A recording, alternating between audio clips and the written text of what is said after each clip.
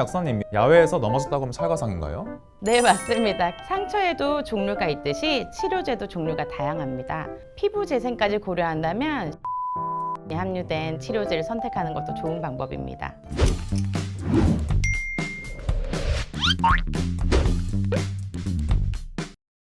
안녕하세요. 헬스조선 오상훈 기자입니다. 우리는 일상 속에서 크고 작은 상처를 입는 경우가 종종 있습니다. 집안일을 하다가도 야외 활동 중에도 예상치 못한 상처가 생기기 쉬운데요. 베인 상처부터 찢어지거나 진물이 나는 경우까지 상처에 대한 치료법이 다르다는 사실 알고 계셨나요? 어떻게 해야 상처를 빠르게 또 흉터 없이 치료할 수 있을까요? 오늘 이게 뭐야에서는 김선혜 약사님 모시고 상처 종류별 올바른 치료법과 치료제에 대해 알려드리겠습니다. 안녕하세요, 약사님.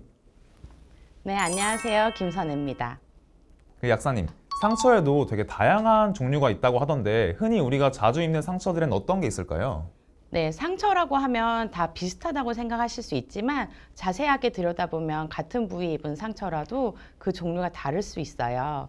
크게는 찰과상, 열상, 자상, 절상 등으로 나눌 수가 있는데 찰과상은 마찰에 의해서 쓸리거나 긁히는 상처, 열상은 날카로운 물체에 찢겨져서 생기는 상처, 그리고 자상은 뾰족한 물체에 찔리는 상처, 절상은 예리한 날을 가진 것에 의해 베이는 상처입니다. 그렇군요, 약사님. 그러면은 이러한 상처 발생 시에는 어떻게 대처하는 게 좋을까요? 네, 상처가 발생했다면 가장 중요한 것은 상처 종류별로 적합한 치료를 하는 거예요. 예를 들어서 마찰에 의해 열이 발생하면서 화상과 함께 상처를 입었다면 먼저 그 화기를 빼줘야 하기 때문에 상처 부위를 식혀줘야 해요. 그래서 해당 부위를 흐르는 물에 씻어주고 난 다음에 처치를 해야 감염을 피할 수 있고요. 상처 종류별로 쓰이는 연고나 제형도 다르기 때문에 상처가 생겼을 때 무조건 같은 치료제를 쓰는 것이 아니라 상처에 맞는 치료제를 선택하는 것이 정말 중요합니다. 상처 종류별로 치료 방법과 치료제 선택이 달라질 수 있는 거군요. 일반적으로는 많은 분들이 연고를 바르거나 밴드를 붙이는 경우가 많을 텐데요. 치료제는 어떤 종류가 있나요? 진짜 좋은 질문이세요. 상처에도 종류가 있듯이 치료제도 종류가 다양합니다. 상처 부위에 피부 감염을 낮추기 위해서는 항생제나 항염증 성분이 함유된 치료제를 선택할 수 있고요. 피부 재생까지 고려한다면 식물 유래 성분이 함유된 치료제를 선택하는 것도 좋은 방법입니다. 식물 유래 성분이요?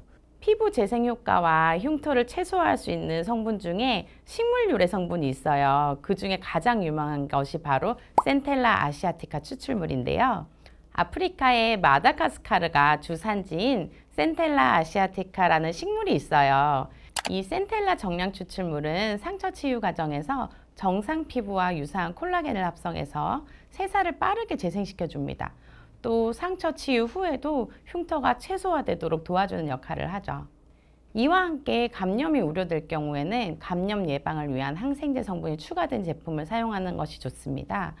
그 대표적인 성분으로 네오마이신 황산염이 있는데요. 이 네오마이신의 경우 눈가나 코 속과 같이 연한 피부에도 사용되는 안 연고에도 주로 사용되는 항생제 성분이에요. 센텔라 아시아티카가 세살을 빠르게 재생시켜 주기는 하지만 염증이 심한 상처에는 네오마이신과 같은 항생제 또는 피부염 치료에 도움이 되는 히드로코르티손 같은 항염증 성분이 복합된 제품을 사용하는 것이 더 효과적입니다. 그럼 약사님, 상처 종류별로 어떤 치료 방법과 치료제가 가장 효과적일지 자세한 설명만 부탁드리겠습니다.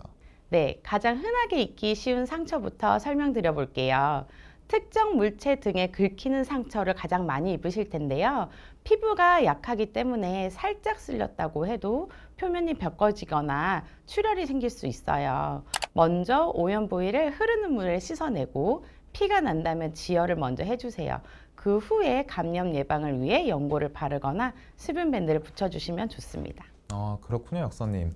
그러면은 상처 부위에 따라서는 상관이 없을까요? 이제 신체 부위별로 피부가 약하기도 하잖아요. 예를 들면 이제 얼굴의 상처라든지 영유아 등 어린아이들이라든지 치료제 선택 시 알아둬야 할 것들이 있을까요, 약사님? 네, 물론 피부마다 다릅니다. 민감한 피부의 경우에는 치료제 선택 시 더욱 성분을 잘 살펴보셔야 되는데요.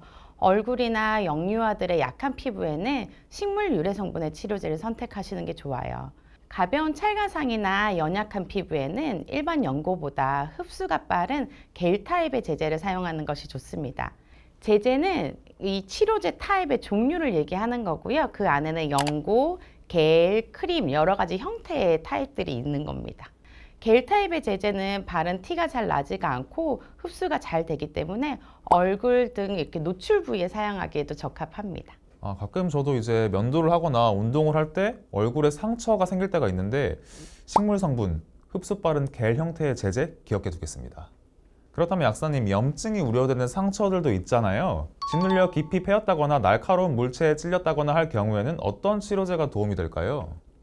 네, 피부 조직이 찢기거나 깊이 패인 상처의 경우는 2차 감염을 주의해야 되는데요. 이런 경우는 오히려 외부로 출혈이 생기지 않고 내부에 감염이 일어날 수 있기 때문에 소독한 후에 염증 예방을 위한 성분이 들어있는 연고를 발라주시는 것이 좋습니다. 날카로운 물체에 찔린 상처도 마찬가지인데요. 아주 크고 심각한 상처라면 당연히 병원을 찾으셔야 되겠지만 못이나 송곳처럼 작은 물체에 찔렸다면 상처 범위가 적어도 2차 감염이 생길 확률이 높아져요. 그래서 이때에는 소독 후에 항생제 성분이 들어있는 연고를 발라주셔야 해요. 만약 녹이 쓴 못이나 송곳에 찔린 경우는 파상풍 위험도 무시할 수 없기 때문에 반드시 병원을 가셔야 되고요. 금속이나 유리 등이 피부에 박혔다면 절대 손으로 만지지 말고 바로 병원을 찾으시는 게 좋아요. 그렇다면 베인 상처는 어떨까요? 오히려 찔리거나 쓸렸을 때보다 베인 상처가 더 피가 많이 나는 경우가 많더라고요. 맞아요. 출혈이 심한 상처의 경우는 지혈이 가장 우선이에요. 지혈을 하기 위해서는 상처 부위를 강하게 압박하는 게 중요합니다. 지혈 후에는 오염물질을 제거하거나 소독 후 연고를 발라주시면 됩니다. 출혈이 있는 경우는 오히려 혈액을 타고 세균들이 빠져나와 감염 위험은 적어요. 그리고 한 가지 더, 진물이 많이 나는 상처가 있는데요. 성인도 그렇지만 어린아이들도 이러한 상처를 많이 입어요. 놀이터에서 놀 때도 그렇고 또 요즘 캠핑 같은 야외 활동도 많이 하시니까 약국에 상처를 보여주시면서 치료제를 사러 오시는 경우가 많거든요. 이런 상처에는 분말 형태의 치료제나 수분밴드를 사용하시는 게 좋은데요. 분말 형태의 치료제는 진물이나 출혈 등 습성 상처에 사용하기에 적합합니다. 상처가 발생했을 때 손을 대지 않고 상처 부위에 뿌리기만 하면 되기 때문에 감염 위험이 적고 위생적으로 사용할 수 있다는 장점이 있습니다. 또한 제형 특성상 제품 케이스 외부로 내용물이 새어나올 수 없기 때문에 야외 활동하실 때 휴대하기도 편리하십니다. 그러면은 수분밴드는 어떨까요? 수분밴드를 요즘에 사용하시는 분들이 되게 많은 것 같은데요. 종류와 사용법이 따로 있을까요? 네, 수분밴드는 긁혔거나 피부가 눌린 경우, 찍혀서 생기는 상처, 가벼운 열상에도 도움이 되는데요. 가벼운 상처에는 하이드로콜로이드 제제의 얇은 수분밴드를 사용하시는 게 좋고, 진물이 많이 나거나 상처가 깊다면 진물 흡수력이 좋은 폴리우레탄 제제의 도톰한 수분밴드를 쓰시는 게 좋아요. 하이드로콜로이드 제제는 피부에 밀착력이 좋은 장점이 있으나 진물이 많이 날 때는 너무 자주 교체해야 돼서 번거롭고요. 폴리우레탄 제제는 진물을 잘 흡수할 수 있으나 피부 밀착력이 떨어져 추가로 밀착할 수 있는 붕대나 필름 같은 걸 붙이시는 게 좋아요. 수분밴드는 상처의 크기에 따라 잘라서 쓰시는 타입도 있고 소중대 크기별로 밴드 타입으로 나오는 것도 있어요. 일반적으로 가정의 상비약으로 준비하시는 건 잘라 쓰시는 타입이 좋고요. 지금 당장 상처가 생겼다. 그럼 그 상처 크기에 맞는 밴드 타입을 선택하시면 훨씬 더 쉽게 사용하실 수가 있어요. 그리고 수분밴드를 사용 전에 연고를 바를 경우에는 겔 타입의 제제를 사용하는 것이 좋습니다. 겔 타입의 제제는 흡수도 빠르고 번들거리지 않기 때문에 수분밴드와 함께 사용하기에 좋아요. 수분밴드 사용법에 대해서 더 궁금한 게 있으신 경우는 주위에 있는 가까운 약국을 찾으셔서 약사님께 물어보시면 아마 자세히 설명해 주실 거예요. 약사님, 또 궁금한 게 상처가 난 뒤에 이제 가려움을 호소하는 분들이 많잖아요. 가려우면 긁거나 하는 경우 상처 부위가 감염되거나 흉터가 남기도 쉬운데 이런 경우 도움되는 연고 등의 치료제가 따로 있을까요? 네, 진짜 좋은 질문이세요. 상처의 경우 감염 예방과 동시에 중요한 게 상처 회복이에요. 상처 부위에는 시간이 지나면서 피가 굳고 딱지가 않게 돼요. 이 딱지는 외부 병균의 침입을 막아 피부를 보호하는 역할을 하는데요. 딱지 밑에서 상처 입은 혈관이 새로운 혈관으로 생성이 되고 망가진 피부 세포들이 새로 만들어져요. 이때 새살이 자라면서 통각을 느끼는 신경이 자극이 되면서 가려움증을 느끼게 됩니다. 만약 심하게 가렵다면 얼음 같은 걸로 차갑게 냉찜질을 하시거나 상처 부위가 더 이상 건조해지지 않게 연고를 꾸준히 발라주시는 것이 아주 중요해요. 연고 선택 시 탄력이 줄어든 흉터 조직을 탄탄히 하고 새로운 피부가 재생되는 데 도움되는 성분을 사용하시면 좋습니다.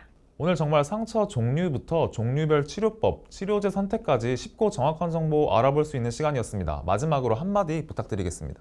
네, 오늘 상처 치료에 대해서 다양한 얘기를 나눠봤는데요. 중요한 것은 상처를 치료한다는 것이 감염과 염증을 예방하는 것뿐만이 아니라 새살이 잘 돋게 하는 게 중요하잖아요. 그래서 피부 세포가 새로 잘 만들어질 수 있는 성분을 고르시는 것이 중요할 것 같습니다. 네, 오늘 유익한 말씀 해주신 김선혜 약사님께 다시 한번 감사드립니다. 감사합니다.